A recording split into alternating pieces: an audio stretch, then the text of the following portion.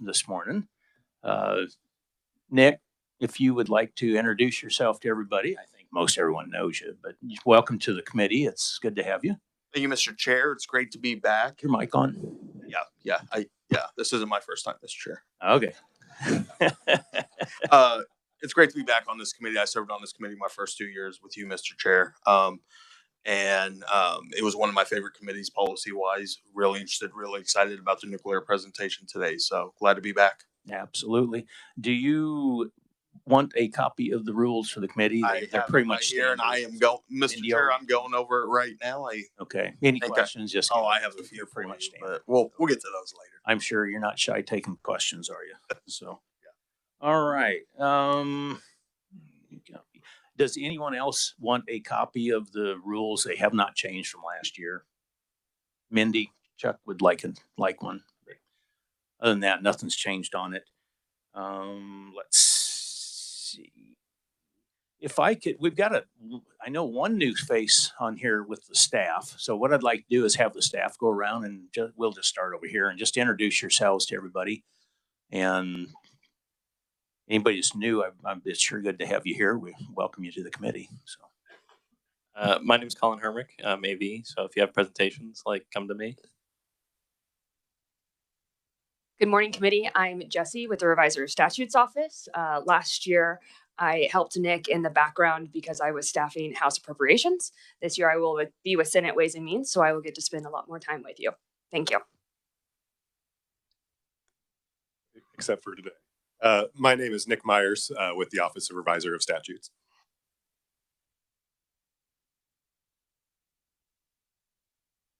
Good morning. I'm Mindy CV. I'm the committee assistant. Good morning. I'm James Fisher. I'm with Legislative Research. This is my 9th session staffing a Utilities Committee. Wasn't around this one too often last year, but I was staff on it. So. And we have the new face here. I'm Nicole Fielder with Legislative Research. All right, welcome. Appreciate everybody being here. I'm going to start out initially with, is there any bill introductions today from anybody out there that would like to introduce? I do not see anything at this point. Okay, I know we've got several coming up this year, and they're going to start hitting on us probably next week. So, but if anything comes up, just let us know. With that said, I'm pretty excited about who we've got here today. We got a couple people came in all the way from Idaho Falls, Idaho. We have got Christine King, who is going to be with us, and she serves as a director for the Gateway for Accelerated Innovation in Nuclear Energy, or GAIN, as it's an acronym there. She is one of the directors with the Idaho National Labs, and she's going to lead the efforts on behalf of the Department of Energy and the Office of Nuclear Energy to provide the nuclear community with access to technical, regulatory, and financial support necessary to move innovative nuclear technologies. King joins the INL with 26 years of experience in the nuclear energy industry, including a history of leading strategic initiatives with multi-million-dollar budgets, fostering relationships, and expanding programs.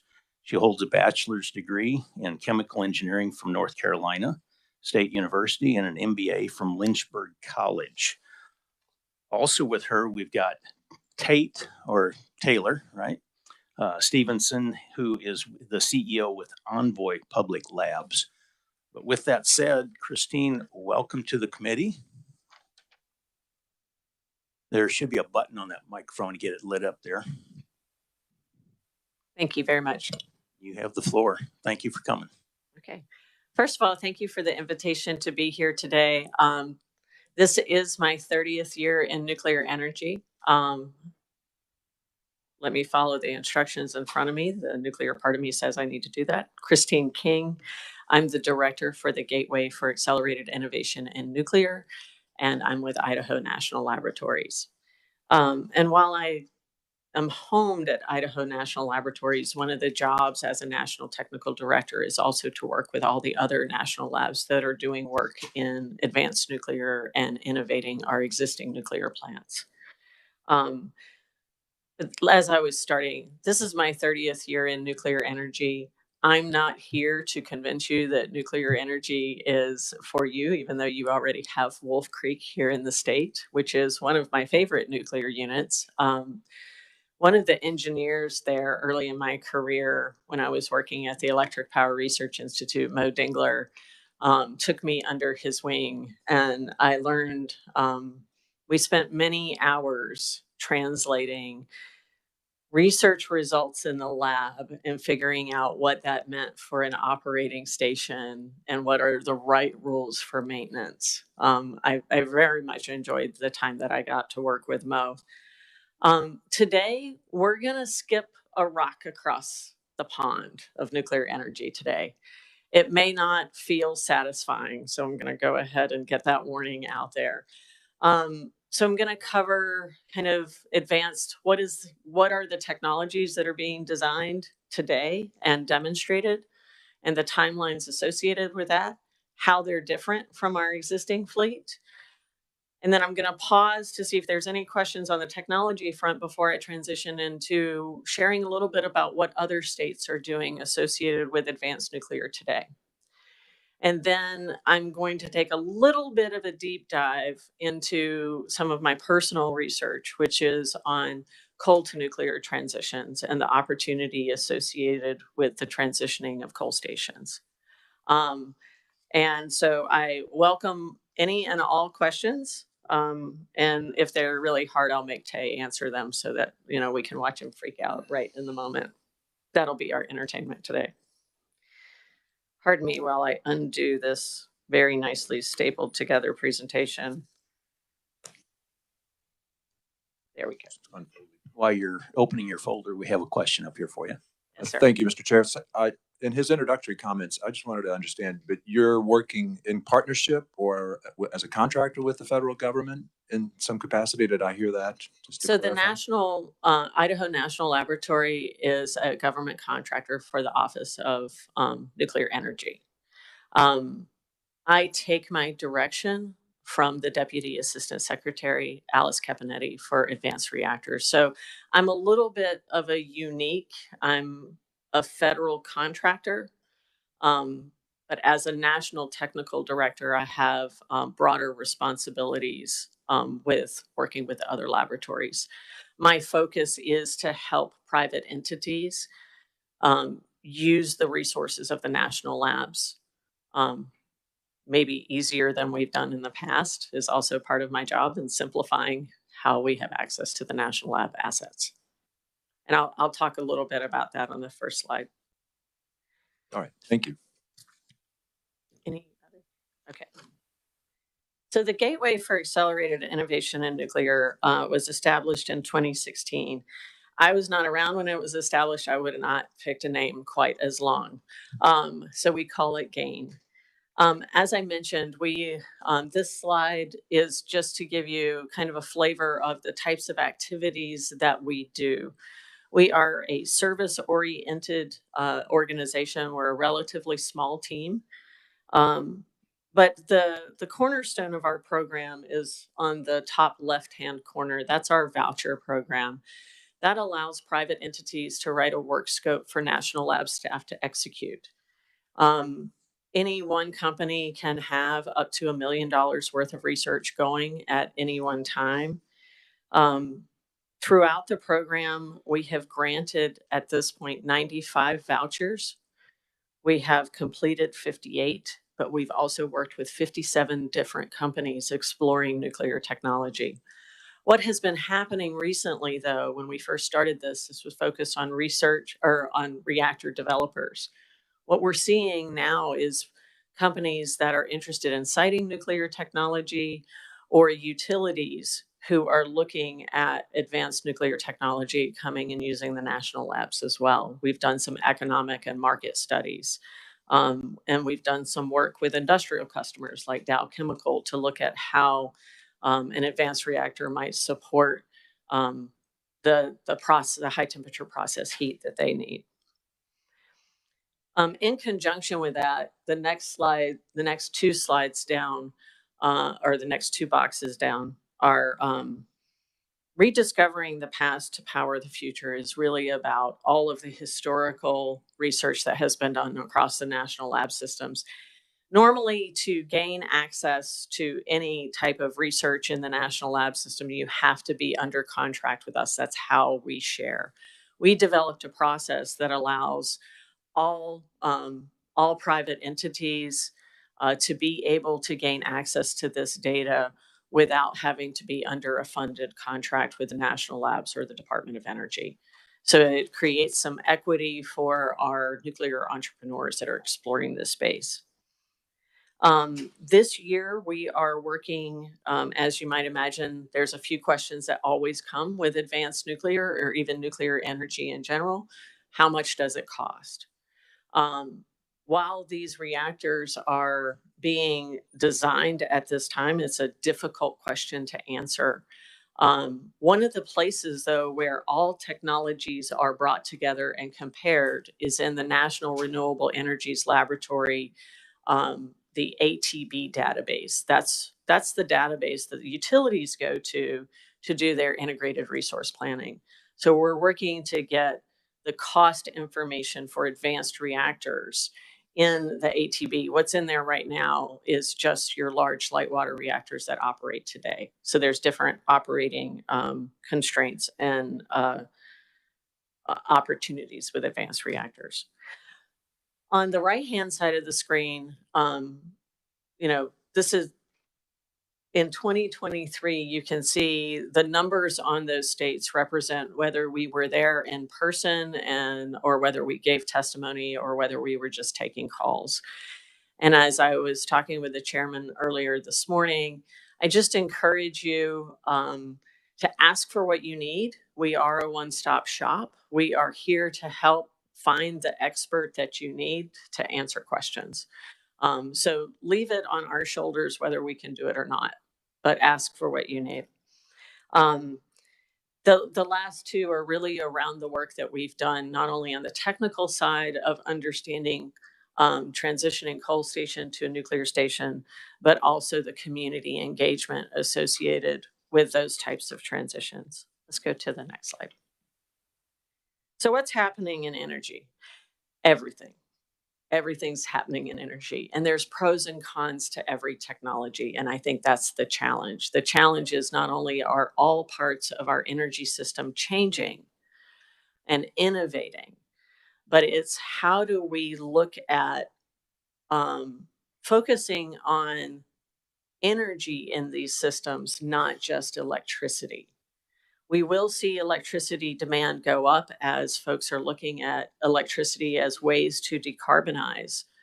But if we want, you can't ignore the industrial needs or the synthetic fuel needs. So there's a much more holistic look at energy. And what I'm excited about is the opportunity. As I said, every technology has its pros and cons to build systems that compensate for one another. As an example, the Natrium project, which I'll talk about in a couple of slides, the demonstration project in Wyoming for a sodium fast reactor.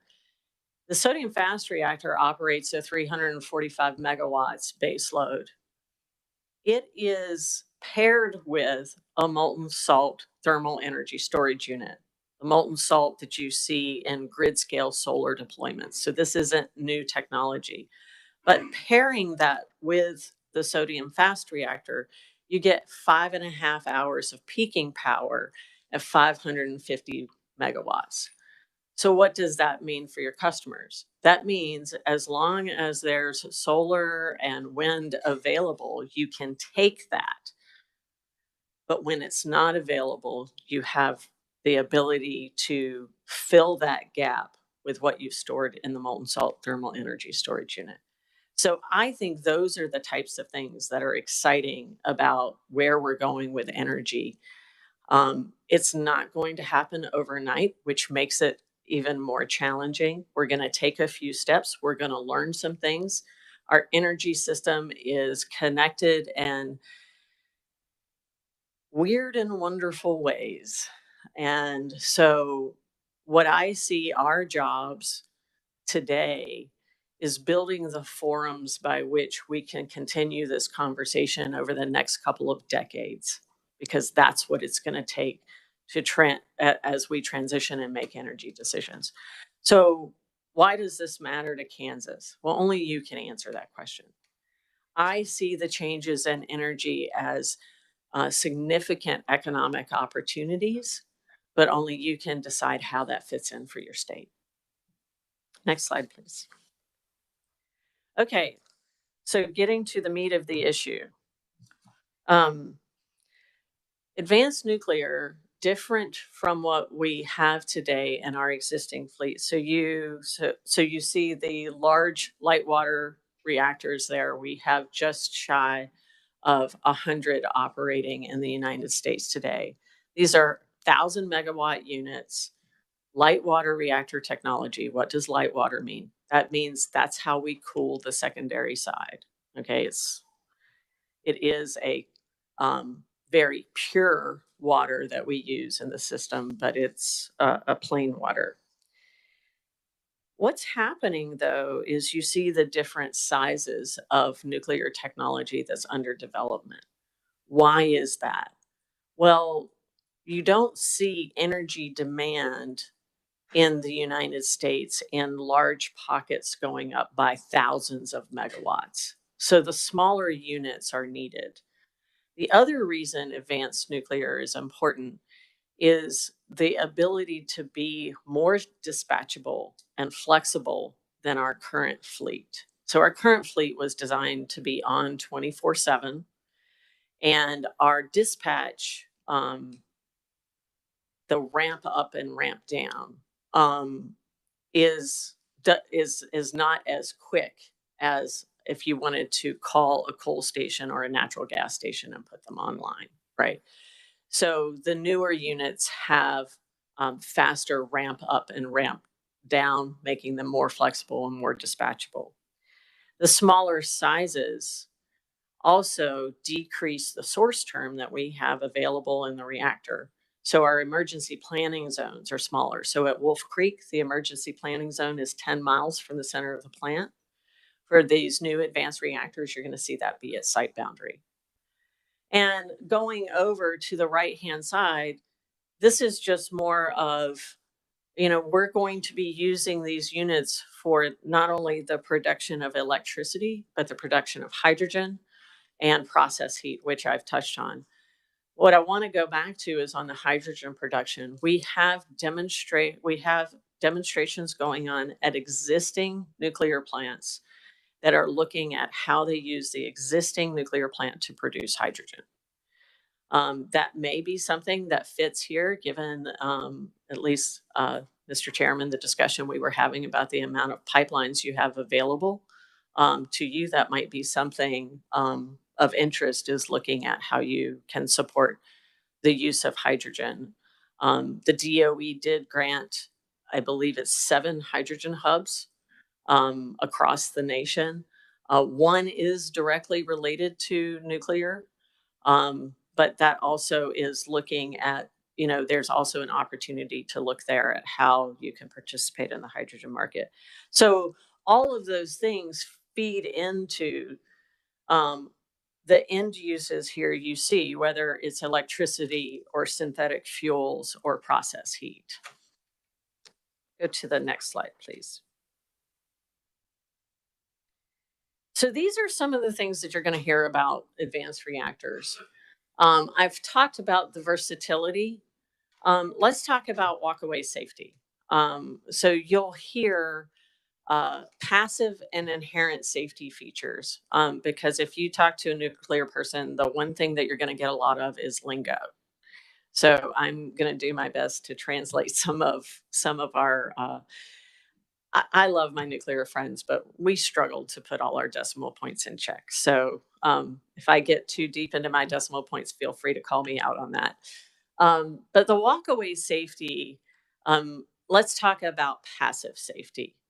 So passive safety is things like choosing to design it in a certain way to benefit from natural circulation. The new scale reactor, the AP1000s were designed such that when you shut down, natural circulation, what's natural circulation? What does hot air do? It rises, right? Fluid does the same thing. Air is a fluid. So these units were designed that if you lose power, if they shut down, you don't have to have auxiliary power. Natural circulation kicks in. God created it, so we don't have to do anything with it. And that cools the reactor. That takes the decay heat away. Inherent safety is using the benefits of the physics associated with different reactors. And fast reactors, this is where you see they cannot overheat. The hotter they get, if they get into a range, the reaction will actually start shutting itself down. So that's when you hear about walkaway safety. That's what's coming. So we don't have to have that human interaction as we've designed with our light water reactor system. So there's advantages from that perspective. That doesn't say that we're not going to have operators. That's not to say that our reactor that's not to say that we won't have defense in depth. We will still have all those things. Waste use and disposal. So I have a couple of slides to talk about nuclear waste, but what the opportunity of advanced reactors and some of the, the war in Ukraine has highlighted the need to have independence of fuel supply. And so we do know how to recycle and reprocess nuclear fuel. And that's called closing the fuel cycle. Today in the United States, we have a once through fuel cycle. But what we are seeing is ARPA-E and the Department of Energy start to consider whether it makes sense to close the fuel cycle in the United States. There's a large program to develop the fuel many of the advanced reactors are going to use called HALEU, high assay low enriched uranium.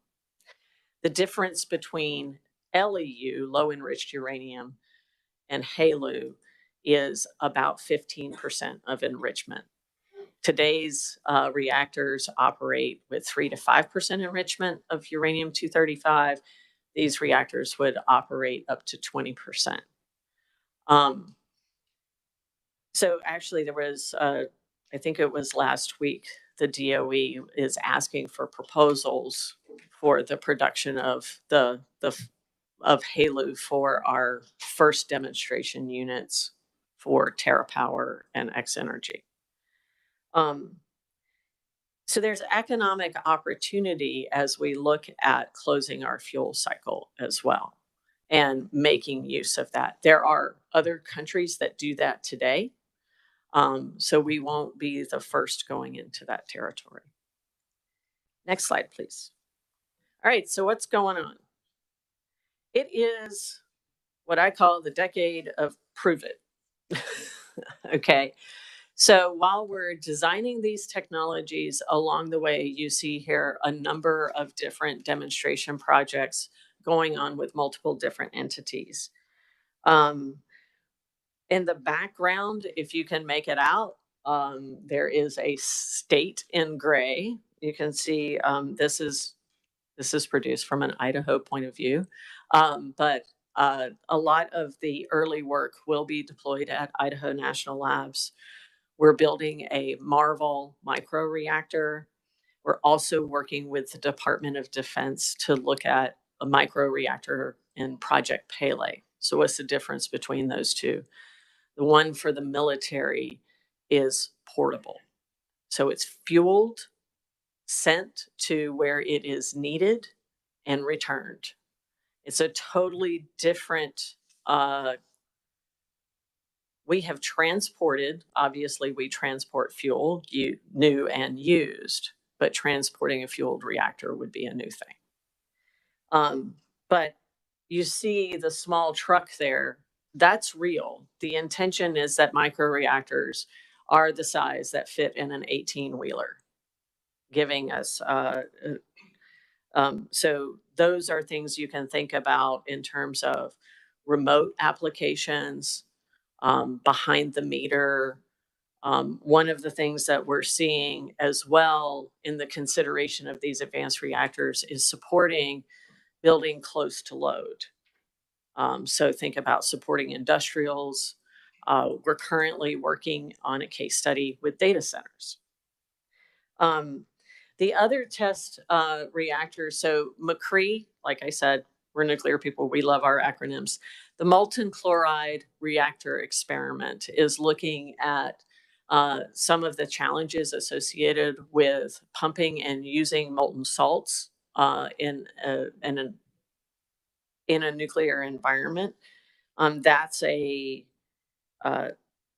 partnership with Southern Company and TerraPower. Moving further to the right, though, at the last three you see on the right-hand side, these are full-scale demonstration units. The X Energy and Dow one is being built at Seadrift, Texas. It's about a mile away from the Seadrift plant. It's a chemical plant that Dow has. The refreshing thing is Dow says this is not the biggest project they have. The Natrium project is a partnership with TerraPower, GE, and Pacificor. And Pacificor, Rocky Mountain Power in particular, was interested in doing this, and they've included nuclear technology not only in their IRP in Wyoming, but also in Utah, is because of the ability to take as much renewables as they can, having that backup generation. And Holtec, the SMR 160, is being looked at in the Michigan area, potentially to deploy at Palisades, a recently retired nuclear station. And let's go to the next slide. Okay, so what is waste? We call it used fuel because we're optimists. But what is it? So you can see there in the left-hand side, inside the long tubes, those are zirconium cladded tubes. Inside those tubes are uranium ceramic pellets. They're about the size of a gummy bear. Don't eat them, but it will crack your crown. That's not from experience though. So those pellets are the actual, that's where your enriched uranium is. Once it's been through, so a fuel assembly spends about 6 years in the core, and then it spends anywhere from upwards of 5 years in the spent fuel pool before it's put in a stainless steel canister and then put in a concrete storage cask. And unfortunately, when I converted this to PDF, it took away the picture of actual casks. So it's put in what's called an ISFSI, another wonderful acronym from the nuclear industry, an independent spent fuel storage installation. If I could ever say that 3 times fast, I'd need a new job.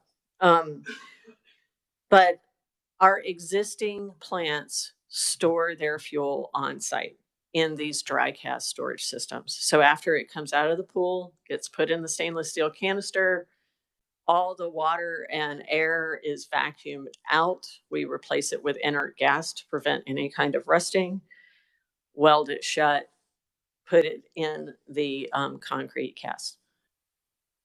The canisters themselves are dual purpose for storage and transportation. So if we go to the next slide, why would we do that? While we are storing the fuel in many locations across the country, which you saw in the last slide, that's not the final plan.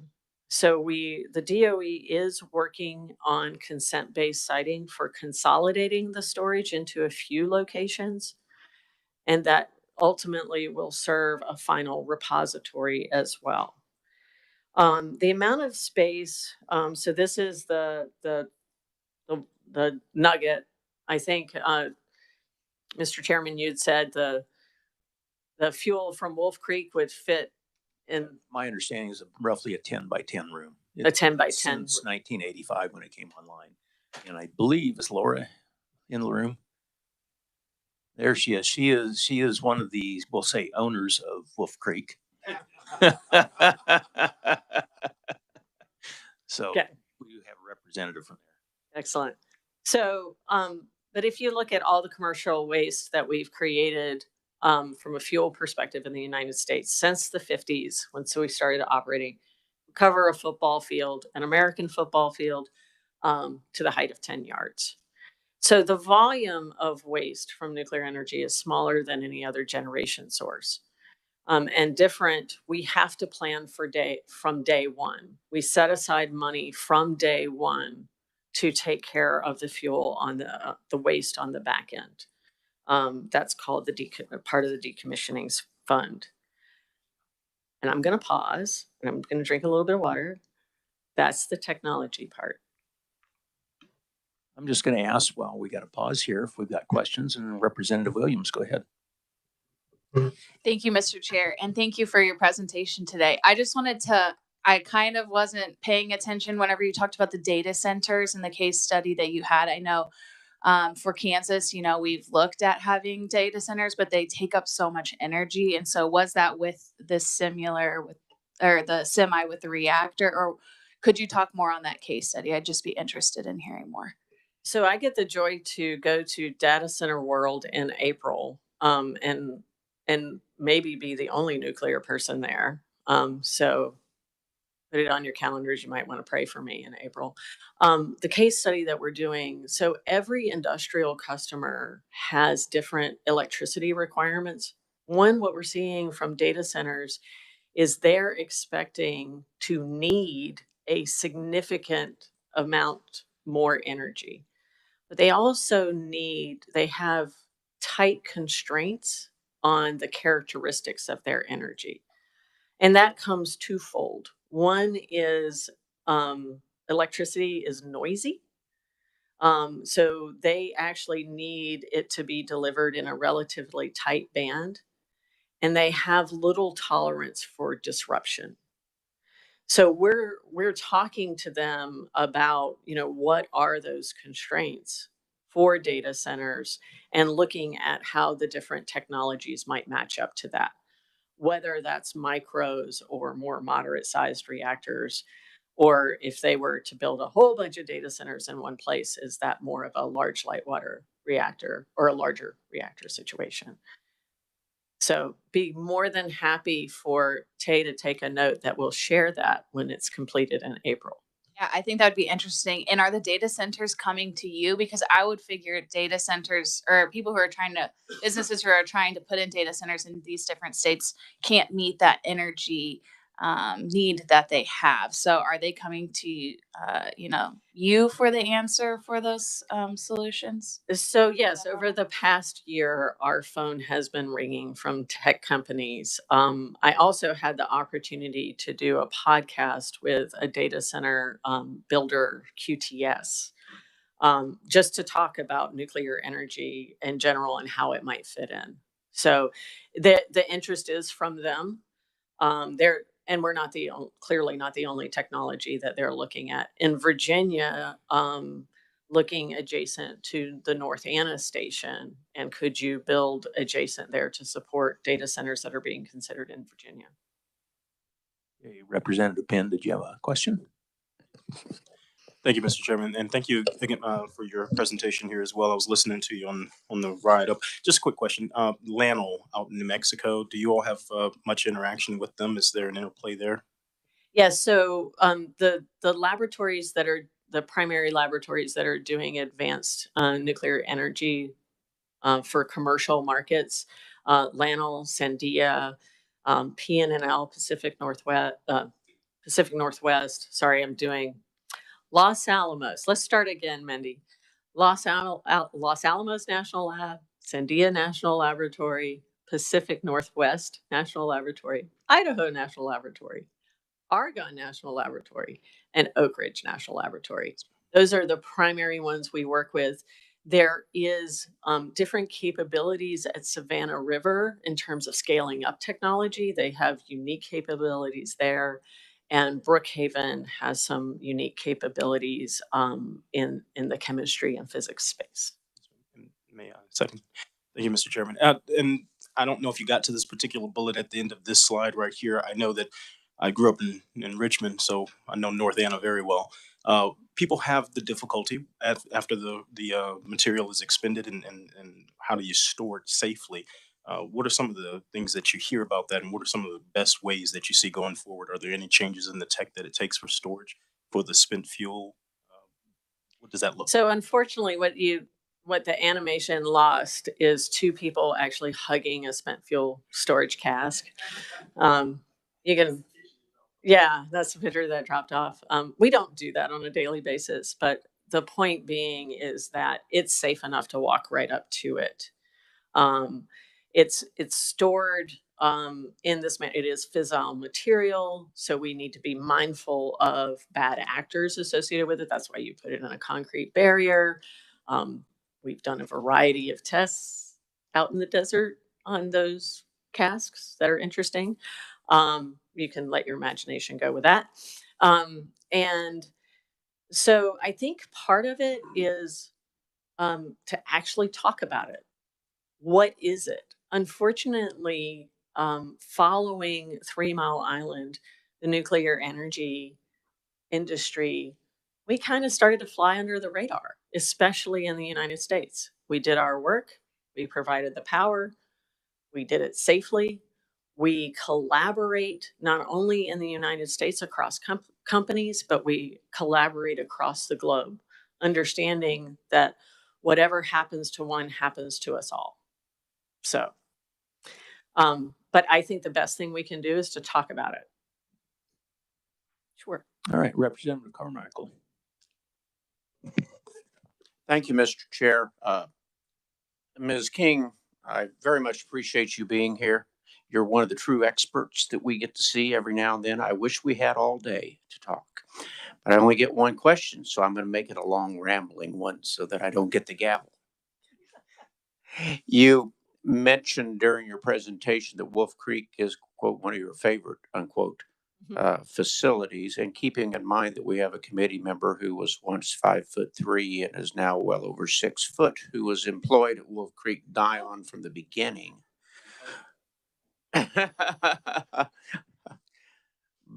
But I also understand that Wolf Creek is now on a renewal or an extension of its operating license. I think the original design life was probably about 30 or 40 years. Looks like we're going to do another 30 or so years.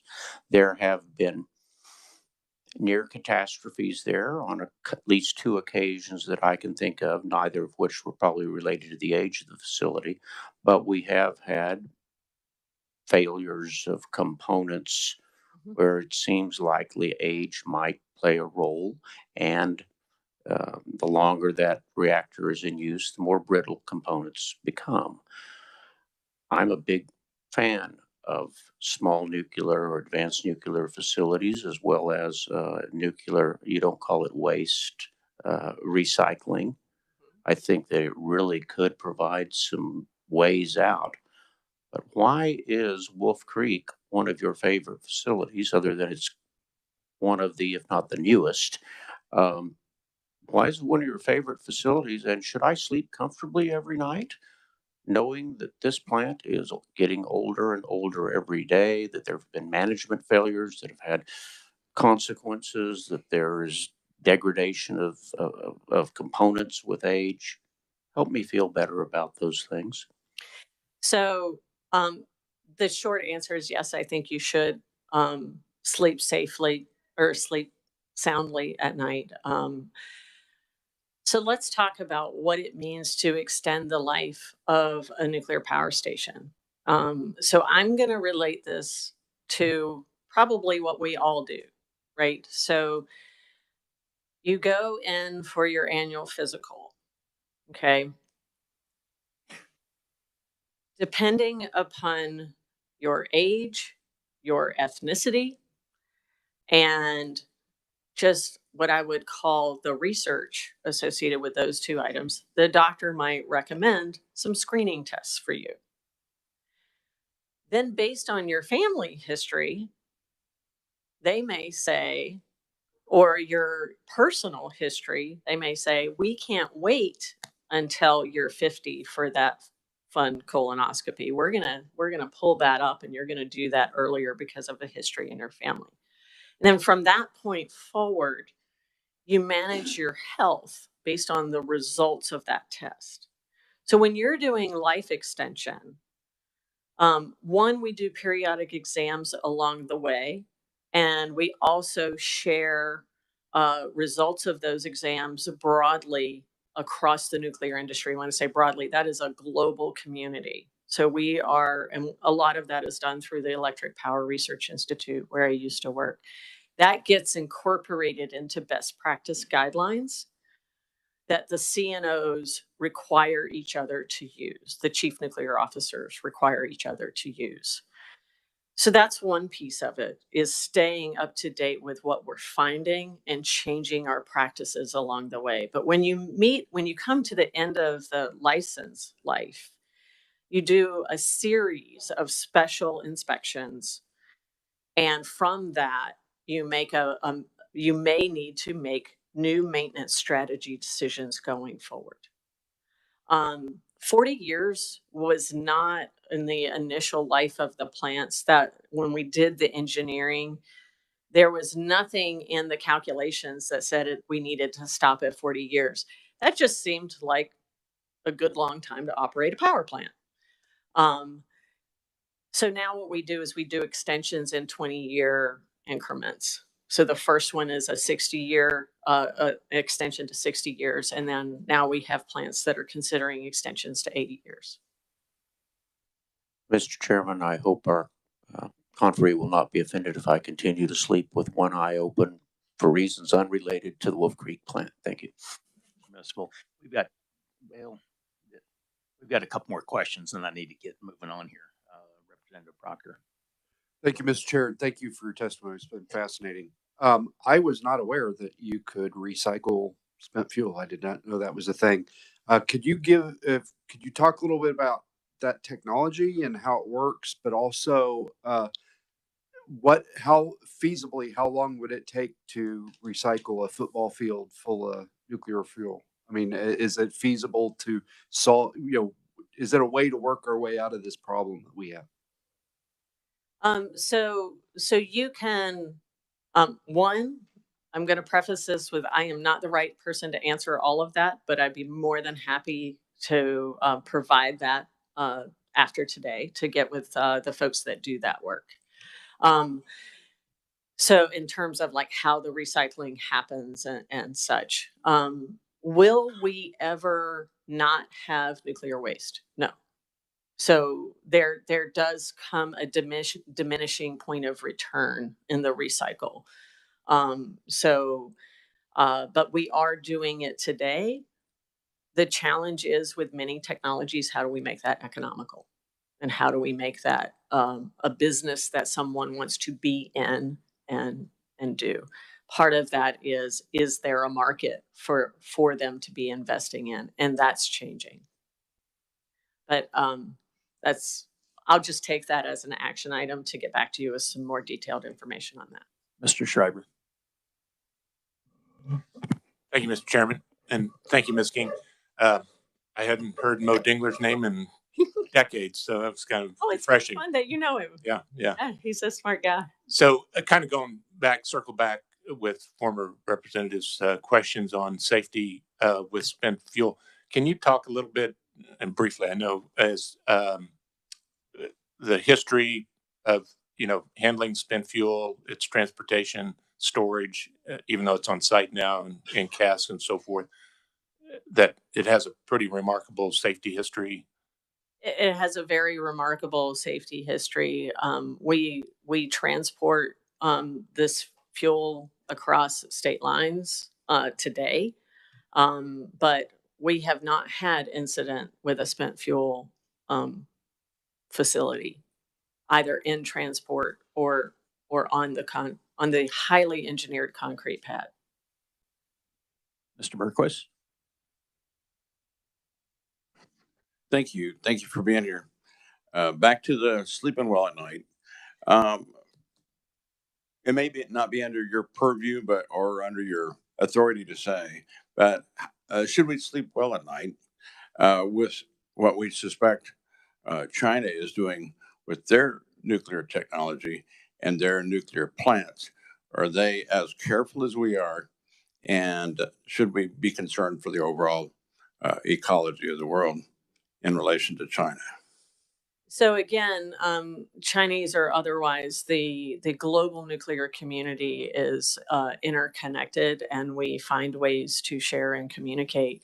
The plants that they are building in China, many of them are based on Westinghouse technology. So we exported the AP1000 technology to China. So from that perspective, I'm very comfortable with what they're building. Full disclosure, my husband is also a nuke and has toured some of the construction sites in China as well. Thank you, ma'am. All right, I'm going to stop the questions for now. Go ahead. Okay, so, well, that was fun. All right, so what else is going on in the United States? If we could go to the next slide. So over the past 2 years, we've had 34 bills passed associated with advanced nuclear technology in 23 states. This is the most activity we've seen in decades around advanced nuclear, around nuclear energy. We still have 11 states with moratoria at the time that we produce this. Illinois has removed the moratoria that they have. The vast majority of what's going on are feasibility studies. Some of them are policy oriented and some of them are technology oriented in the states.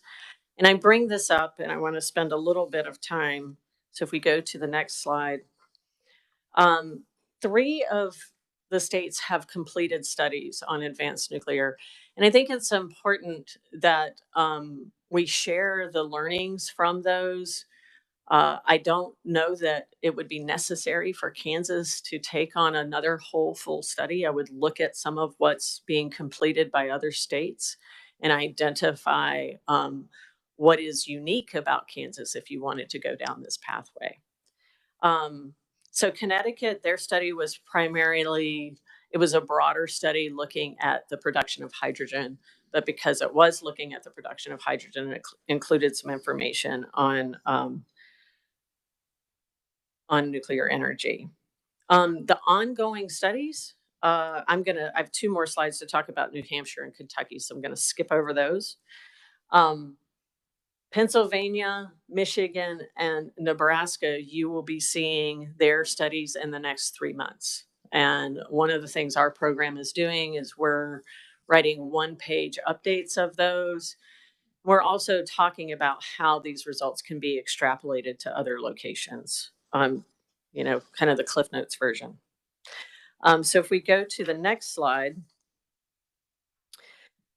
Kentucky passed legislation last year to put in place a working group to study the barriers for deploying advanced nuclear or nuclear energy in the state. And it was a report that was delivered to the governor in November. And they are recommending the establishment of a Kentucky Nuclear Development Authority. This authority is mimicked after what we have in Idaho, the Idaho Line Commission. It is an independent group to keep a consistent conversation going about nuclear development in the state of Kentucky. They are interested, they are a manufacturing energy exporting state. So they're interested in the high temperature process heat that nuclear energy might provide. They also have the Paducah gaseous diffusion plant, which was part of the Manhattan projects from the development of nuclear weapons, and what they might be able to do to repurpose that site in terms of production of new fuel. Their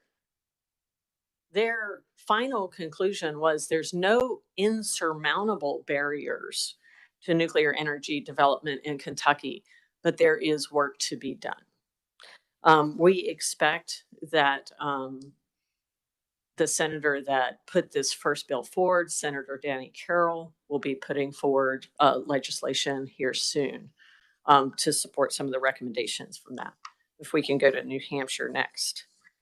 Again, a report that was submitted to the governor. It really looked a little bit more broadly at why or if nuclear energy should be considered in New Hampshire. And similar to Kentucky, an interest in the reprocessing and recycling of nuclear fuel. One of the challenges they have, though, is if they wanted to attract a first of a kind reactor, being in those first deployments, the deregulated energy market was flagged as a potential major challenge. And as I said, we have links to those reports.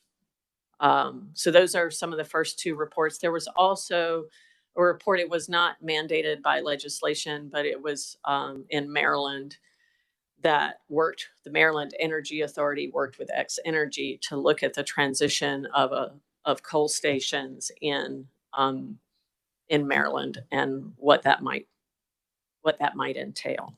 We go to the next slide. There are a number of state level working groups and committees that are ongoing or have been completed. 3 of them you see here have been mandated by the governor and are active. We expect Tennessee and Texas and Virginia, we expect to see some recommendations going forward in terms of legislation. These are more policy oriented with a informed by technology. And you can see the results of the working group and the committee in South Dakota and Nebraska. So South Dakota did not end up establishing a coalition, and they do not have an energy policy office in the executive branch, but they do have a utility that has put nuclear in their integrated resource plan. Northwestern Energy has identified that in their most recent integrated resource plan. And Nebraska has a number of different activities going on. The one here is doing a like for like replacement. So if you're going to decommission coal or natural gas, they're going to put legislation forward to do a like for like replacement for concern of baseload. And then nationally, if we go to the next slide, there are 2 active groups, the NARUC-NASIO Advanced Nuclear State Collaborative and the NCSL Nuclear Legislative Working Group. These 2 working groups are focused on peer-to-peer sharing associated with this technology, with the markets associated with it. And as you can see from the different groups, they all come at these discussions from a different perspective. The states that are darkest here participate in both groups. The 2s and the 1s you can see participate in one of the other. There's not a lot of places in the United States where we're not actively talking about nuclear energy in some form or fashion. Now, given the amount of questions that I had the last time, I'm going to ask the chairman if he wants me to pause, or would you like me to plow ahead? Well, how much more do you have to go? Because I'd like to get one more on here after this. Okay, we've got Cuyahoga in the room. They're going to come up after. Yes, let me plow ahead and maybe skip into the heart of the matter for the coal to nuclear stuff. Thank you. All right. Let's go ahead 2 slides. So this gives you an idea of the states that have publicly been talking about transitioning coal stations to nuclear energy. If we go to the next slide. In 2022, the Department of Energy published a report where we looked at of our coal stations operating and recently retired within the last 6 years, doing an initial screening to see if they would be suitable for siting an advanced reactor or a large light water reactor. 80% of the evaluated coal sites were suitable for small modular reactors. So this is of the operating fleet. There is a different set of numbers for the retired fleet. I'd be more than happy to share the information for the Kansas sites if you would like that. The challenge is who moves first. Is this the community? Is this the utility? Is this the state? Because you have various different stakeholders. Next slide. So what we have been doing, again, coming from my commercial background, I was interested to understand the details of what it might take to do this type of transition.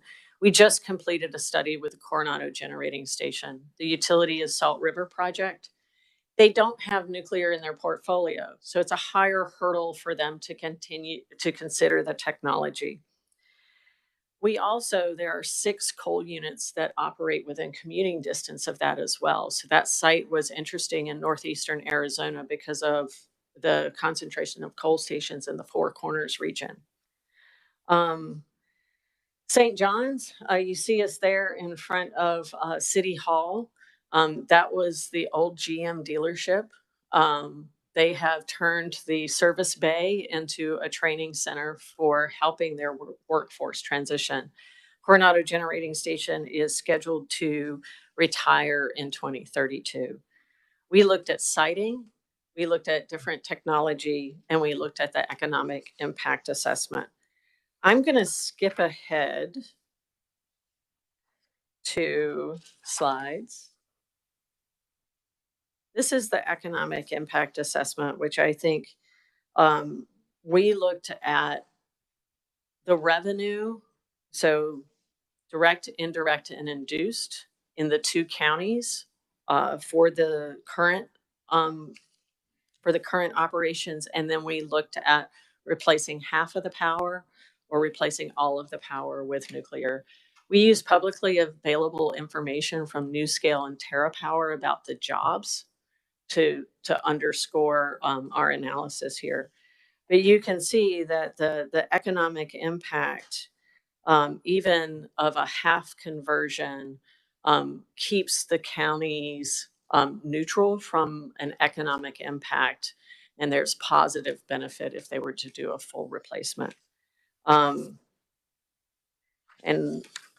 there are a number of new studies, next slide, that have been completed. And so I just offer that if you're not interested in reading a 200-page report, I've read them, just give me a call. And let's go to the last slide. Skip that one. Okay, back to where I started. Every part of energy is changing. So what can you do? Start with the basics. Understand what each of your sectors needs. Understand the objectives that you have in common and the ones that you might have that are cross-purpose to one another, and start working on those items. Catalog your existing assets. Why do I say that? One of the things that we're all realizing in the energy business is that transmission connections are gold. There's a few things that take longer to build than nuclear power. Transmission's one of them. We cannot build this energy system brand new from the ground up. We need to repurpose infrastructure if we want to do this in a timely fashion. So sites, brownfield sites, are a great thing to consider. You have a community that's used to an industrial facility. You have some characterization of that site. So there's a lot of benefit to brownfield sites as well. Understand the forecast for demand and new assets. Is there going to be a hydrogen hub that's adjacent to you? We talked about We talked about data centers, what's going into the IRPs for your utilities as well. More than anything, I think the best thing that you can do is continue to have these conversations. Show that you're interested in getting into the details and understanding how energy is changing, and bring other nerds to talk to you. Ask them to put their decimal points in their pocket. But just having the conversation, I think, is an important first step in creating a space where we continue to have the conversation. Thank you, Mr. Chair. Sounds like a long pause now. We got hands going up. Representative Hoheisel. Thank you, Mr. Chair. Thank you for being here today. That was a great presentation. I wanted to circle back on Representative Berkowitz's question about China. In the last few weeks, they announced the commercial operation of a Gen 4 reactor. And this reactor, I believe, is using helium instead of water, if I'm correct, due to the scarcity of water in China. And that's kind of what we're facing here, especially in Western Kansas. But from what I've read, helium has also become more scarce nationwide. There's a shortage. Do you believe that helium is sustainable long term as a replacement for water, as China is doing with their reactors? So a lot of what our U.S. advanced reactor developers are looking at is air-cooled technology instead of water-cooled technology. There's a efficiency challenge, like, so you give away a little bit on your efficiency of the plant to do air-cooled. And when we did the analysis in Arizona, water scarcity in the Intermountain West as well is a conversation many people talk about. As one of my legislative friends in Wyoming told me, whiskey's for drinking, water's for fighting. What's interesting about the natrium reactor, though, in Wyoming, is we expect it's a water-cooled system. We expect it to use 2/3 of the water that the coal station used. So they are actually getting water back. I didn't answer your helium question. That's not my area of expertise, but if you're interested in knowing more about that, I'd have to do some research. Okay. Yeah. Definitely, Mr. Chair. If I had one other quick question, if I may. What are the current challenges and timelines of a deployment of like a Gen 4 reactor here in the United States? Basically, what China is doing. So our biggest challenge right now is everybody wants to be nth of a kind, right? These projects are large financial risks associated with them. So we need to transition not only from these demonstration units, but having folks that can build the next few.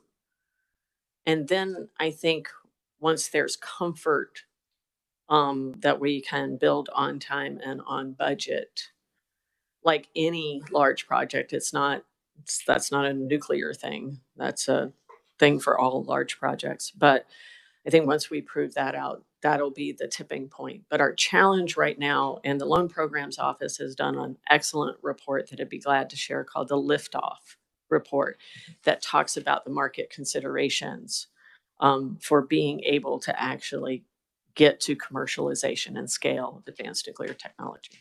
Thank you. Thank you, Mr. Chairman. Absolutely. Representative Turner.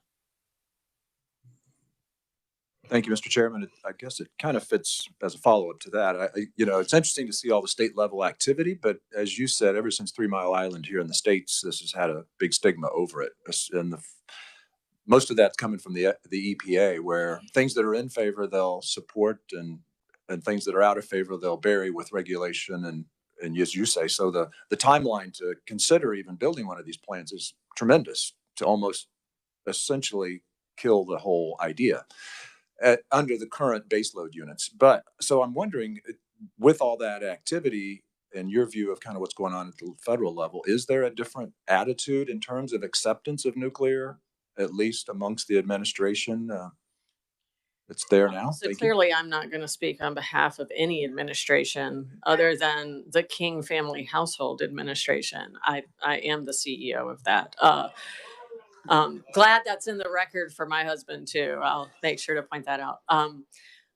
Uh, so here's from our regulation primarily. So EPA regulations are pulled into your nuclear regulatory licensing process. So they reference those regulations.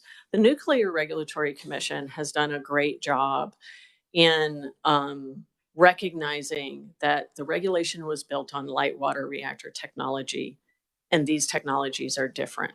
We already have several designs, NuScale being one, and the Hermes test reactor from Kairos Power that have successfully navigated the licensing process.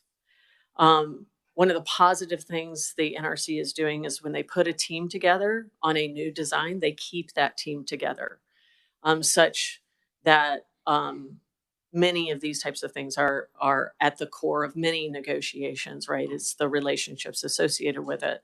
But having someone that's familiar with the technology that follows it all the way through the decision process.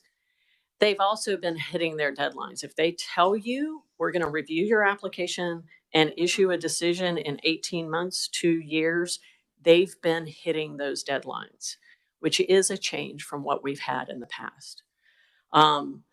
What's coming next is potentially sharing reviews with the Canadian Nuclear Regulatory Commission, and such that if a technical review or a package is submitted in Canada, that same package could be submitted in the United States.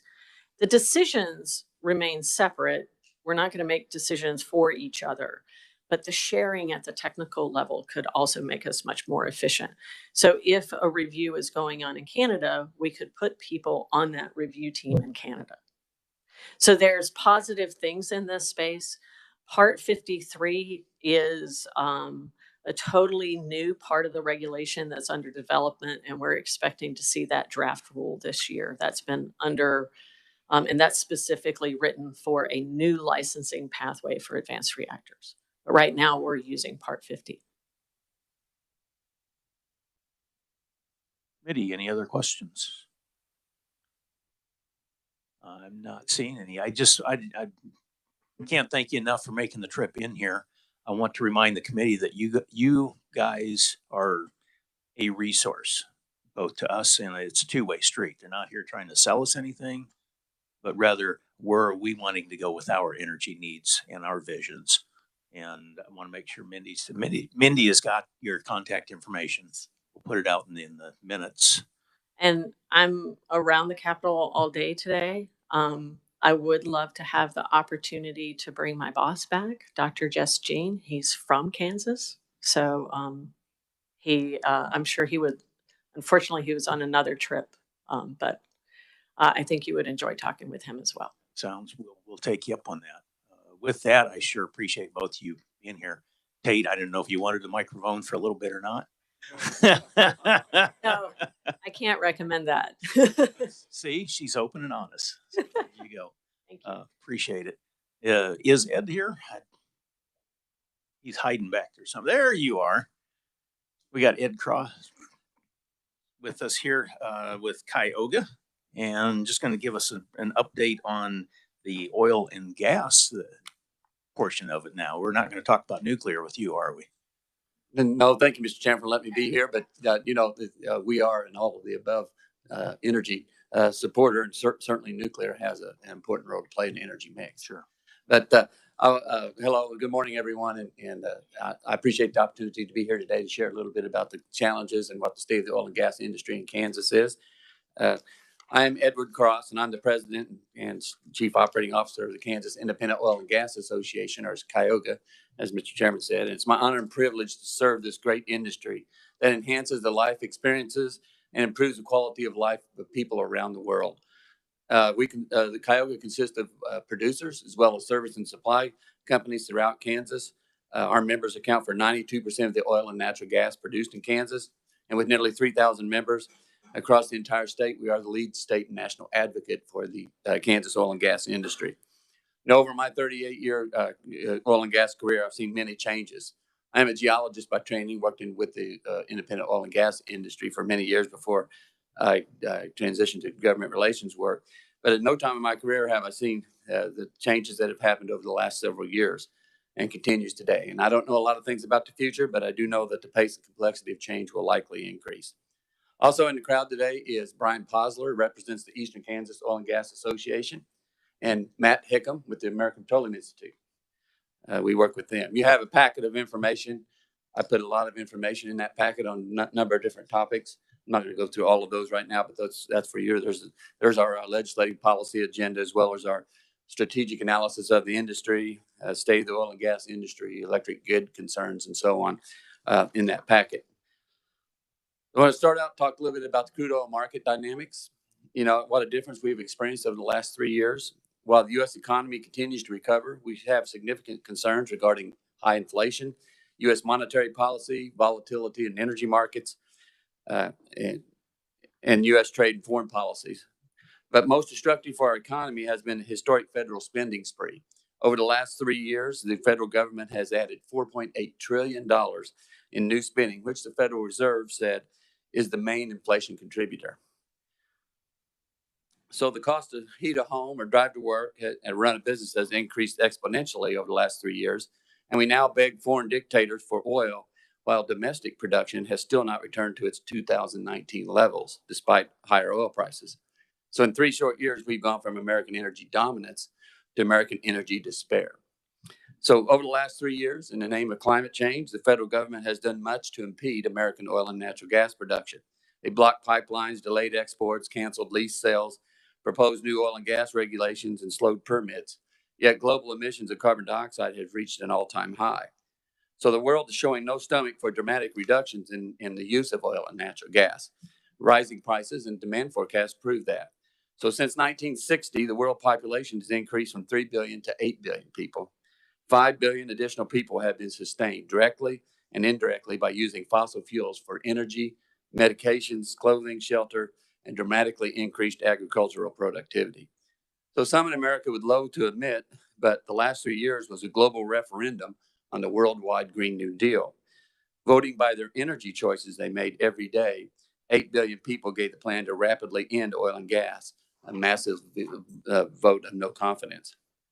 So you look at the oil prices in 2023, they declined with a strong U.S. dollar.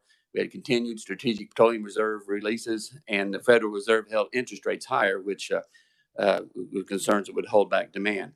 But oil supplies kind of remained tight as Russia and Saudi Arabia extended production cuts into 2024. So here in the United States, several major oil producers have said they have zero plans to reverse production plans in response to higher prices. So in the past, when you looked at this, it was literally a race to see who could get more oil out of the ground when oil prices increased. And this led to 2 price collapses. Government policies to fight climate change have discouraged oil companies from investing heavily in new production. To produce as much as we can is not how companies generate the greatest value. Today, companies are exhibiting a lot more discipline, which is a much smarter approach to long-term survival. So whenever you see companies like Exxon, Chevron, and Conoco make purchases of other companies and producing assets, mainly in the Permian Basin in Texas, they're doing that not because they think those are going to be stranded assets. They think oil and gas is going to be here for quite some time. But here in Kansas, what we have are small producers we call independents. Independent small producers. They produce marginal wells, which are wells making less than 10 barrels of oil per day or 60,000 cubic feet of gas per day. Department of Revenue says 52% of the oil wells in Kansas are considered marginal wells, and 45% of natural gas wells are considered marginal wells in Kansas. So the independent producer drills and produces oil and natural gas. We don't generate or market the end products.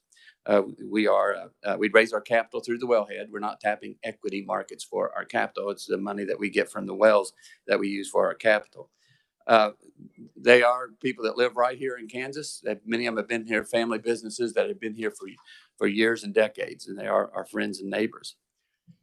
A recent study has shown that every $1 million of CapEx that independents spend results in $1.1 million of total taxes generated, along with $2.4 million of direct and $5.1 million of overall contribution to the gross domestic product. In 2023, Kansas oil and gas industry generated over $2.3 billion in output. We support over 100,000 jobs across Kansas, $1.4 billion in state and local tax revenue, and $3 billion in family income in Kansas. The industry is an important element of the Kansas economy today and will be going forward. Oil and gas is found in 89 of the 105 counties, and statewide, we are always in the top three industries in the state in terms of gross state product. 84% of the value of oil of our industry comes from oil production and 16% from natural gas production. Now, with all of that information in there, it's interesting to know that our average oil well in the state makes about 2 barrels of oil per day. And average natural gas well makes about 21,000 cubic feet of natural gas per day. So direct employment in the Kansas oil and gas industry is 13,800 folks that are paid $940 million, which is average salary of nearly $60,000 per year. And in areas in Kansas where oil and gas are found, the industry represents a quarter of the jobs in some counties and 60 to 70% of the property tax. Oil production in Kansas last year was nearly 28 million barrels, which is about 76,541 barrels of oil per day, which is stayed flat from 2022. But since 2014, Kansas production has dropped by over 43%. So it has dropped significantly over the last 10 years. Now, Kansas natural gas production dropped by 9.2% last year and has dropped by 50% since 2014.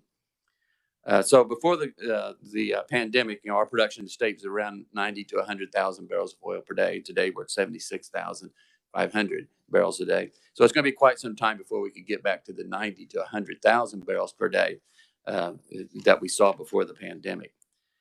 The lower oil prices in 2023 also resulted in tax collection to the state of Kansas and the counties falling.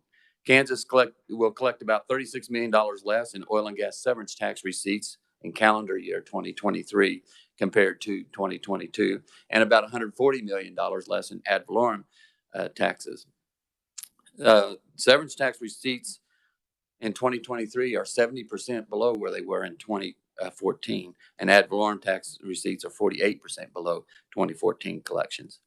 So I look at industry activity right now. In 2023, the Kansas Corporation Commission issued 1,315 permits to drill, which is about 21% decrease from 2022.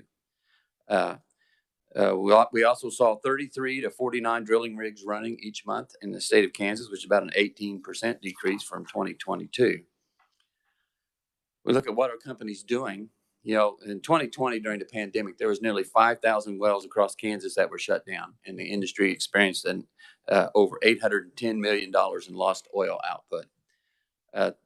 Today in 2022 and 2023, producers have worked to try to optimize supply chain relationships, improve operational efficiencies, and refocus their CapEx. In Kansas, productivity improvement is less about improved technology and more about better applying existing technology. So if I switch now to look at our energy outlook for 2023 or from 2024, it remains, heightened levels of uncertainty. After a tumultuous 2020, which was tumultuous for every industry, including the oil and gas industry, oil price in Kansas averaged $29.79 a barrel in 2020. Crude oil prices recovered since then, and in 2021, the average price was $57.77 a barrel. In 2022, it was $84.63 a barrel. So we saw a lot of activity. And in this year, last year in 2023, the average price was $67.86 a barrel, which is, significantly lower than 2022. So according to the Energy Information Administration, tightening balances in the global oil market are expected in the coming months. In 2024, the EIA, and I'm looking at their short-term energy outlook that was just released January 9th, they expect OPEC crude oil production to continue to fall to keep global oil production lower than global oil demand. OPEC is the producing nations, mostly in the Middle East, that control most of the world's market. So as a result, Kansas oil prices, according to the EIA, are projected to average $67 a barrel in 2024. which is basically what they averaged in 2023. Today, I checked it before I came over here. The posted price for Kansas crude oil is $61.50. So we're below what they're projecting now. Now the EIA comes out every month. They came out the latest report January 9th. They'll come out with another one at the 1st of February and so on. And so 2 months ago, they were projecting Kansas crude oil prices to be about $83 in 2024, but they keep adjusting that every month. So I might add that there's actually no producer that makes a budget based on EIA projections. But you can look that data up on the EIA just like I did. So natural gas, it's one of the preferred sources of energy in this country, not only for electricity and factories, but also as a heating source for people's home. Over 50% of U.S. homes are heated by natural gas, and even those that use electric heat pay for natural gas through the back door, as 38% of total U.S. natural gas production goes to electricity, providing electricity. So the prevailing view that the energy transition is a linear trajectory from oil and other fossil fuels to renewables is misleading and potentially dangerous, because the world's thirsty for all those forms of energy sources. So to place expected future energy demand in some context, the most recent, the 2023 World Energy Outlook, sees oil consumption climbing 16%, world oil consumption climbing 16% over the next 2 decades, with the need to annually add average 6 million barrels of oil equivalent per day between now and 2045. So from 2021 to 2045, total world energy demand is expected to increase by 23%. Population and energy demand grows together. So when you look at the population, the world's expected to gain 1.6 billion people between now and 2045. And more people will need more fuel. So oil share of total energy in 2045 is projected to decline from today's 30.9% to 28.6%. Coal is going to fall from today's 26.1% to 16.6%. That's what they project. Natural gas will rise, as well as nuclear and hydro and biomass, but the biggest growth area will be renewables, which will grow from 2.6% last year to 11.7% in 2045. So when we look at federal energy policy dynamics, which greatly affects Kansas producers, as we said, we need all forms of energy, and all of those forms have their challenges. I'll talk about some of our challenges. The wind industry is getting hammered by market forces that make wind projects uneconomic. Electric cars are experiencing similar cost challenges. I just read a few weeks ago that Ford lost $4.5 billion on its electric vehicle business in 2023. So what that comes out to is they lost over $72,000 on each electric vehicle they sold in last year. So eliminating fossil fuels also will decrease global temperatures by less than 0.2 of a degree by the year of 2100, according to Texas Public Policy Institute. So despite these aspirational policies attempting to define a transition away from fossil fuels, actions actually speak louder than words.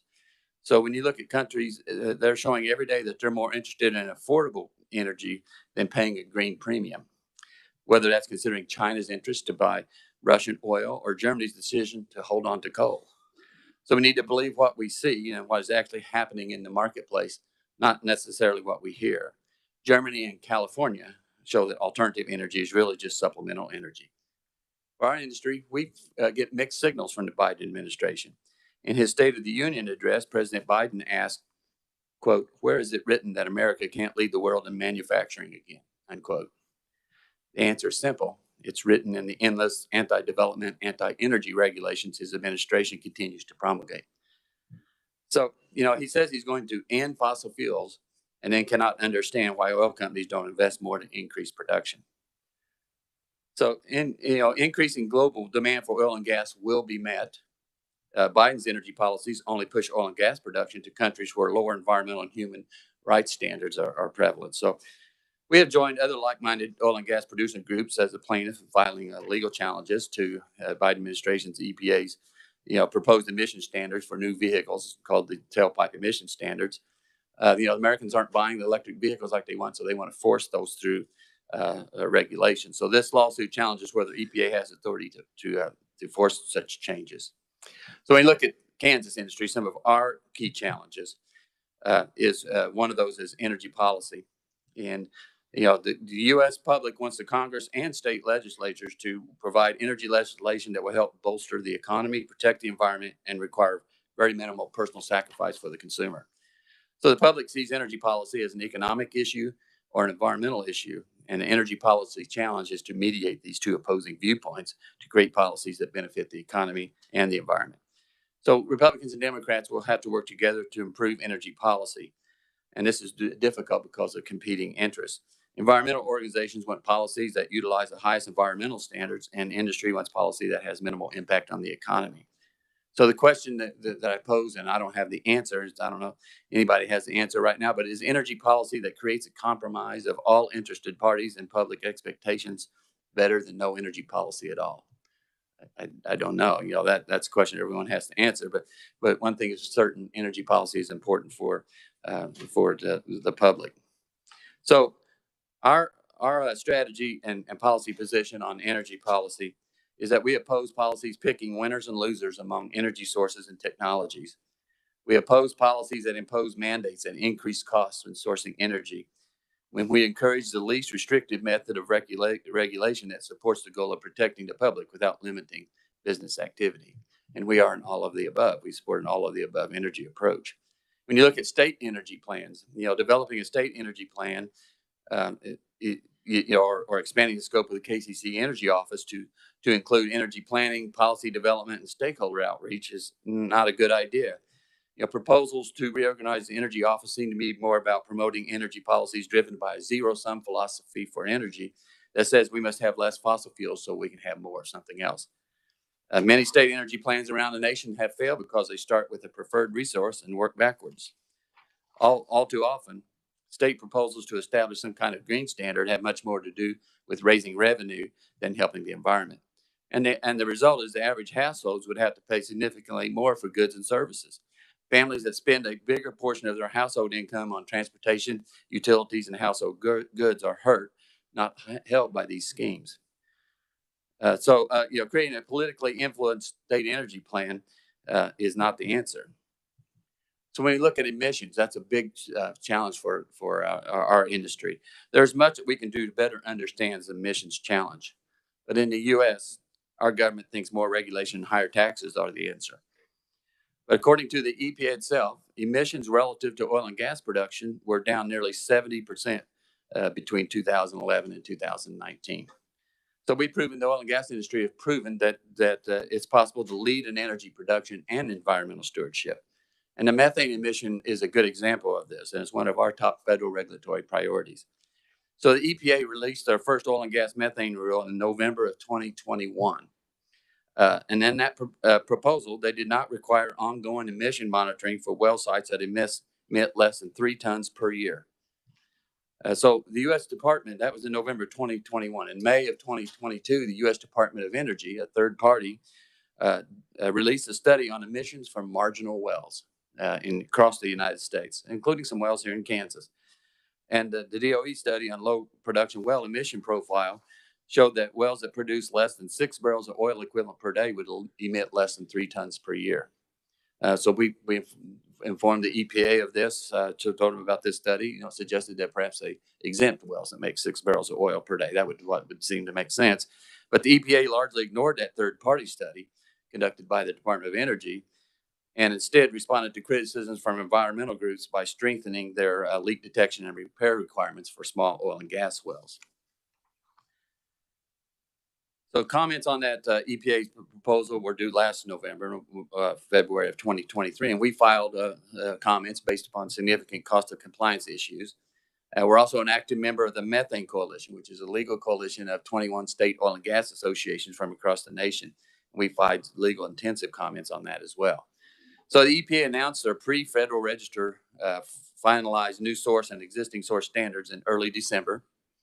They still haven't been published in the Federal Register yet, but it should be any time. And they announced this during the COP28 Climate Summit meeting in Dubai. Biden administration has a history of dropping climate-related activity just prior to a climate meeting. So what that does is it starts a 60-day clock for interested parties to petition for review of the rules in the Court of Appeals for the D.C. Circuit, which we will be doing. And with elections coming later this year, the D.C. Circuit is expected maybe to slow walk substantive briefings until after the election. So if Republicans would, if a Republican administration would win the election, then it's likely we would see new proposals and litigation stayed. Democrats stay in the administrations, and the issue will have to be litigated. So what it does now, with what's going to states now, begin a 2-year planning process for existing source methane standards. So that would be in 2026, states would have to submit existing source implementation plans. And that would begin a 3-year period for compliance with the plans, which is the industry would have to be compliant with those by 2029. And some have estimated that under the current standards, unless they're changed, an estimated 40% of marginal wells across the United States would be shut down. So we've also met and talked with Kansas Attorney General Chris Kobach, expressed our concerns, and he was empathetic to those. We'll be working with him going forward. And we also worked with our congressional delegation and other federal policymakers. Senator Marshall submitted comments, joined by Senator Daines of Montana, urging the EPA to reconsider the impacts on small oil producers. In addition, Congressman Ron Estes and Congressman Jody Arrington from Texas submitted comments that stated that the EPA's actions are in direct opposition to congressional intent. So what they're saying is that in the Inflation Reduction Act, it directly exempts smaller wells from a methane fee, and the EPA supplemental proposal completely oversteps this by seeking to override the will of Congress in terms of regulation and low production facilities. There was a hearing yesterday in front of the U.S. House Energy and Commerce Committee on this very issue. So it appears, and this is our opinion, it appears the EPA is engaged in the practice of changing, altering, and amending laws after the fact. They say their role and responsibility agency is to improve upon a statute if they disagree with it. And this creates a lot of regulatory uncertainty, and there will certainly be legal challenges filed on that. Another big issue for us at the federal level is the lesser prairie chicken. U.S. Fish and Wildlife Service listed the lesser prairie chicken as a threatened species in Kansas last March. The best scientific and commercial information available demonstrates that the lesser prairie chicken does not meet the Endangered Species Act definitions of either threatened or endangered species. Cuyahoga joined legal action against the Fish and Wildlife Service in March, and that legal challenge is being led by the Permian Basin Petroleum Association. It includes Cuyahoga, Petroleum Alliance of Oklahoma, National Cattlemen's Beef Association, Texas Cattle Feeders Association, Kansas Livestock Association, Oklahoma Cattlemen's Association, New Mexico Cattle Growers Association, and several New Mexico counties. In addition, the Kansas, Texas, and Oklahoma Attorney Generals also filed legal action against the Fish and Wildlife Service concerning the listing of lesser prairie chicken. In last July, Kansas Natural Resources Coalition filed an additional lawsuit. And that lawsuit was the federal judge consolidated all the cases and transferred all the cases to the Western District of Texas, which is where we want our case at and where it is. So we'll be aggressively pursuing that. I provided a briefing last year on lesser prairie chicken here. I also provided a briefing in a hearing in the U.S. House Small Business Committee last April. One of the things I wanted to point out was Senator Marshall introduced a Congressional Review Act challenge to the listing of the lesser prairie chicken in the U.S. Senate, as did Congressman Tracy Mann and Ron Estes in the House. The Senate passed that Congressional Review Act in May of last year. The House passed theirs in July of last year, but as expected, President Biden vetoed that at the end of September. So I want to talk about some state challenges real quick. And one that we have is that we have electric rates, and we need to find solutions to high electric rates in Kansas, because electric costs are the highest operating costs for oil wells, 30 to 50% of all well expenses. And we encourage the legislature to consider some recommendations for Kansas electric cooperatives. Cooperatives is where most of our members get their electricity from, more than just directly from the utilities. So, we suggest that they develop a marginal electric load rider or other economic development rider for these small marginal wells out there. One important thing, I think, is that they could define the oil and gas wells electric load as its own category. Right now, we're in the consumer category, or we could be classified as an industrial customer. That would help in all these. But one of the things we think is all types of rate increases should be reviewed by the KCC, including fees. So perhaps we could require the KCC to approve of co-op rate and fee increases that are above a certain percent out there. So if they wanted to raise, an electric co-op wanted to raise the rates and fees above a certain percent, that would require KCC approval. Versus not, right now, the KCC does not require to approve those for co-ops.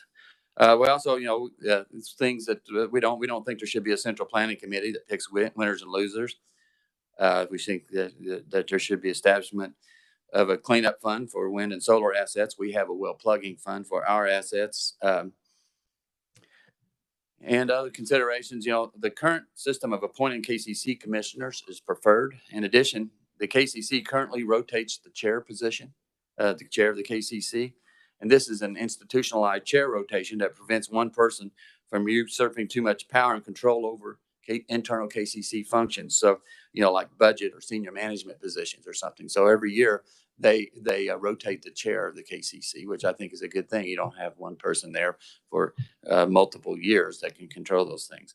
Last year and this year we oppose measures to call for a statewide election of commissioners for the Kansas Corporation Commission. And there are several reasons for that.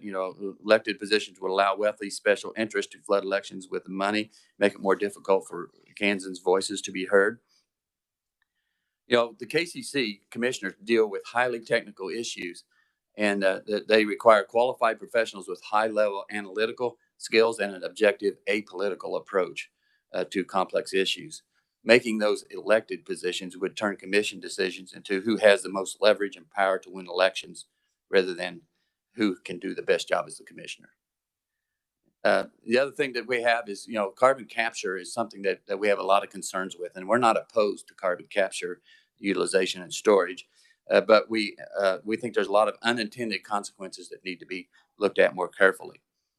Past proposals have lent themselves to legal challenges involving mineral rights and pore space ownership. In addition, it would require oil and gas operators to participate, be willing to accept significant CapEx and OpEx risks associated with Class 6 injection. So CO2 injection. Most injection wells for oil and gas is Class 2 injection for water. For CO2, that would require Class 6 injection, which is regulated by the EPA. And there's a lot more detail that goes on to that. Most operators would not be able to satisfy the requirements that are required by Class 6 greenhouse gas reporting. And so that's, and then also the greenhouse gas reporting rule requires monitoring long after many of these oil operators have lost their lease rights or access. And so this creates a lot of challenges out there. So it's a complicated issue that we think there's a lot of unintended consequences, and we're not supportive of some of the proposals in the past going there. So let me wrap up here by talking about what powers the U.S. and the world today. In the U.S., our energy power, 36% of our energy comes from oil production. And this is last year. Natural gas, 33%, coal, 10%, and wind and solar, 6%. So 79% of our energy comes from fossil fuels.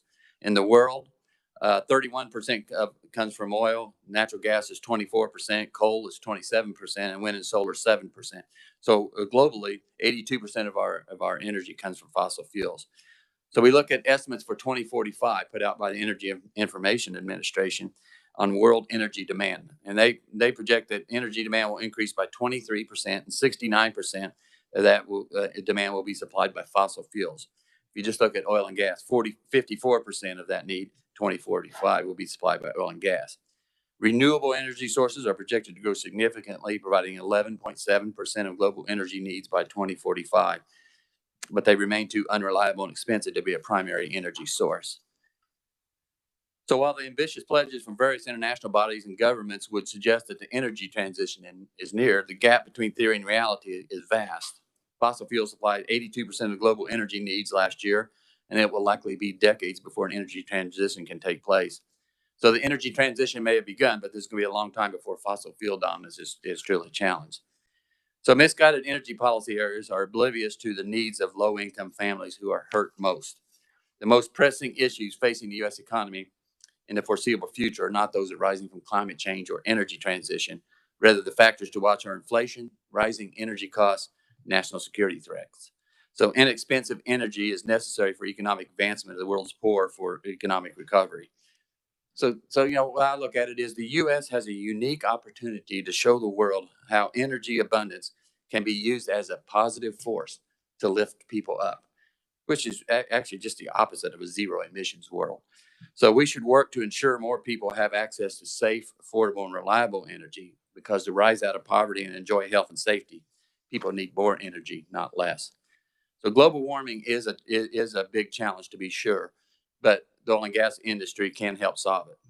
So let me just say that the oil and gas industry shares our energy future vision with the public, and we care as much as anyone about people's needs and concerns and our environment, and we take these issues very seriously. So our mission is to empower people, improve lives, and inspire success. So thank you, Mr. Chairman. I would stand for questions if there are any. Absolutely. I appreciate you coming in here. We were supposed to have you in on Tuesday, and Yeah. obviously it didn't work out too well. So I appreciate Too many your people here flexibility. Tuesday. Yeah. Representative Schreiber, you had a question. Yeah. Thank you, Mr. And Chairman. anyone else in the committee, if you have questions, let us know.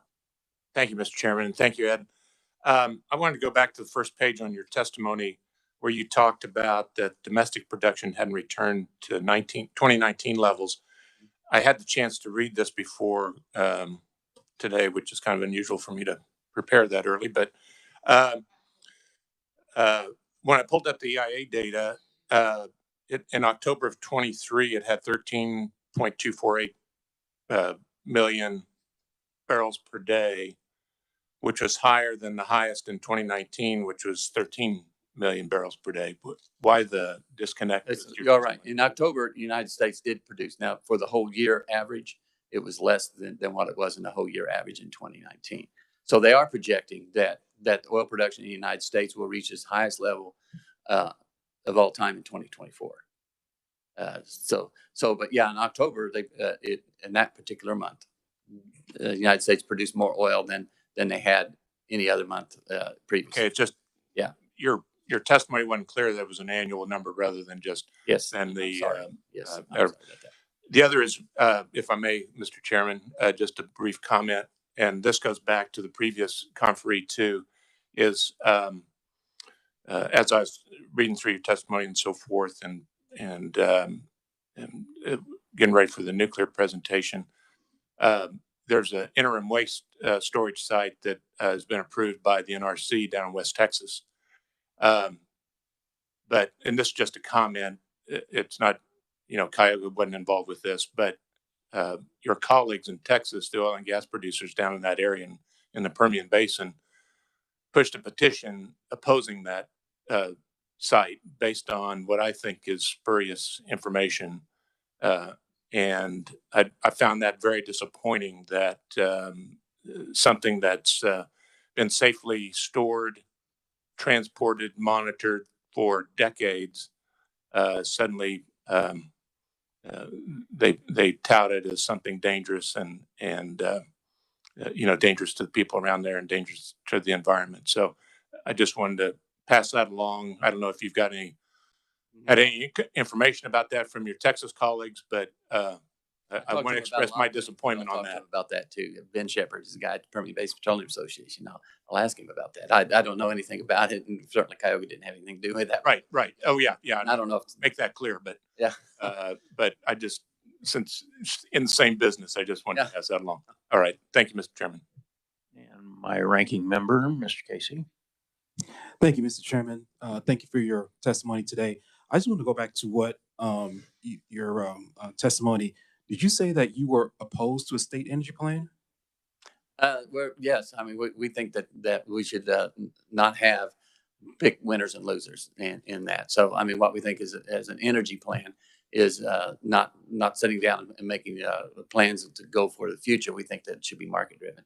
And you also testified that other states' energy plans, none of them have worked. Well, I wouldn't say none of them have worked. I said there's many of those that did fail because they started with a preferred resource and worked backwards. Because Kansas is the only state that doesn't have an energy plan. And if I'm trying to think of if there is a state that we could actually look at to say, hey, this is a plan that works, and whether we could actually replicate that. It's something to look at. I don't know, all the states' energy plans. I can't say that, but I know there has been some failures out there before, and I think that's where free market people, we think, that we should let the free market decide those things, those kinds of things. We're glad to work with anybody on what we need to do going forward. Thank you, Mr. Chairman. Committee, any other questions? Not seeing any. Thank you, Ed, for being here. I Thank you. do appreciate the flexibility on it too. Yes, absolutely. So, committee, we're going to be getting together again on Tuesday. We've got Panasonic coming in for updates on the plant that's being built. We've got Tina Jeffries, I believe, is going to be giving a presentation. Also have Chuck Casely coming in from Evergy, talk about the opportunities and challenges of growing electric demand in the state. So until then, if there's anything else, not seeing it, we are adjourned.